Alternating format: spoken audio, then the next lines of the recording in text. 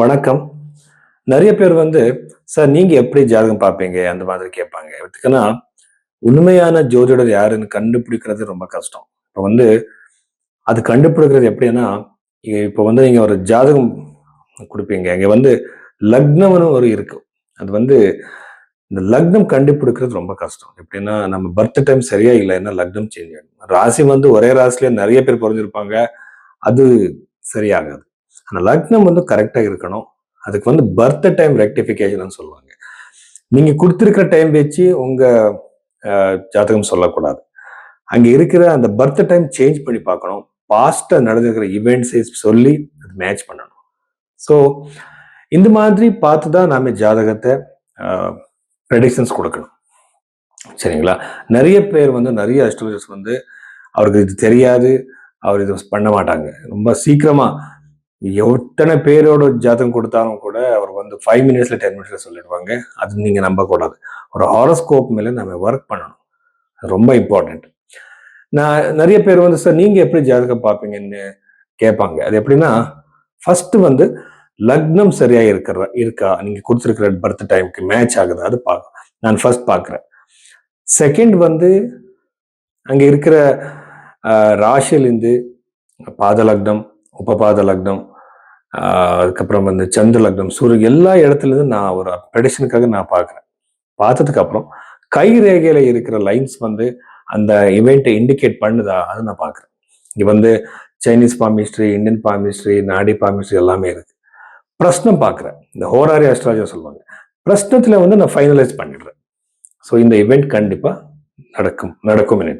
So இந்த மாதிரி நான் ஸ்டெப் பை ஸ்டெப் சயின்டிஃபிக்காக போகிறேன். அதுக்கப்புறம் இதுல வெறும் நான் விம்சோத்தர தசை மட்டும் யூஸ் பண்ண மாட்டேன். சரதசா, யோகின் தசா, இந்த மாதிரி தசா பீரியட் எல்லாமே நான் அப்ளை பண்றேன். இது புரோத் பராசரா ஓரசாஸ்திரத்துல இருக்கு. ஸோ இந்த மாதிரி தான் நான் ப்ரெடிக்ஷன் கொடுத்துட்டு இருக்கேன்.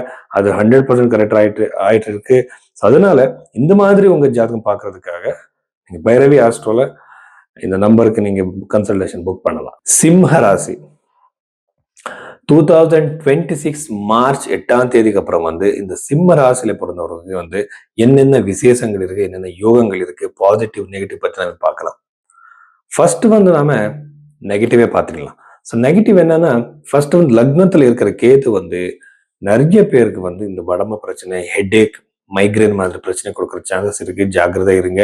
ஒருவேளை உங்க ஜாதகத்துல கேது சந்திரனோட சேர்ந்து இருந்தா உங்களுக்கு ரொம்ப ஆங்ஸைட்டி இஷ்யூஸ் இருக்கும்.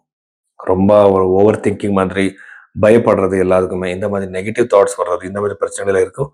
ஜாகிரதை இருங்க. கேதுக்கு சம்பந்தப்பட்ட கிரகம் கணபதி. ஸோ நீங்க கணபதி கோவிலுக்கு போகலாம். கேதுவோடு ஒரு பீஜ மந்திரத்தை நீங்க ரெகுலரா சொல்லலாம். ஸோ இதெல்லாம் மனசுல வச்சுக்கோங்க. அந்த கேது தசை நடந்துட்டு இருந்தா நீங்க அந்த கேது ஜபம் பண்ண ரொம்ப நல்லது. நீங்க எங்கேயோ போக வேணாம்.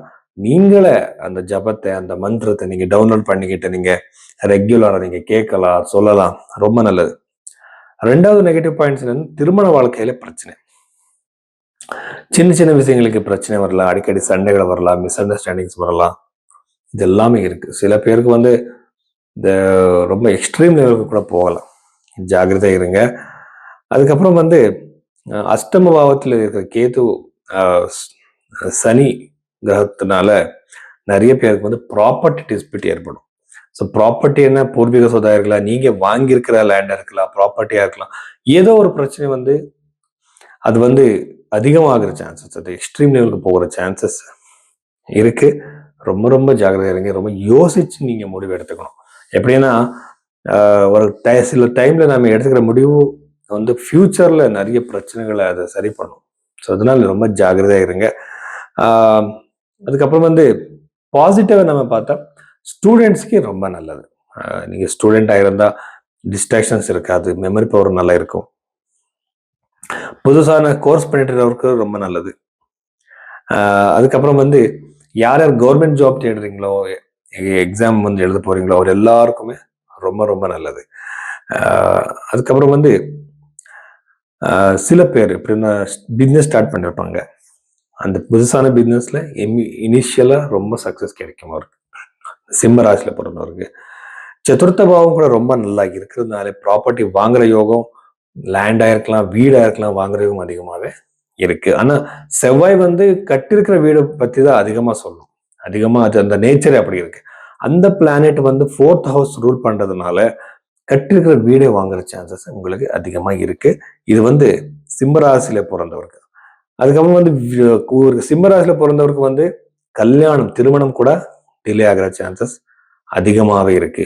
ஜாப் பத்தி பார்த்தா ஜாப் கரியர்ல ரொம்ப சக்சஸ் இருக்கு. புதுசான ஜாப் கிடைக்கிற சான்சஸ் இருக்கு. ஜாப் தேடி இருந்தா இன்டர்வியூ கொடுத்திருந்தா அங்க இவங்க கூட உங்களுக்கு பாசிட்டிவா ரெஸ்பான்ஸ் கிடைக்கிற சான்சஸ் இருக்கு. இவ்வளவு விஷயங்கள் சிம்ம ராசி பத்தி.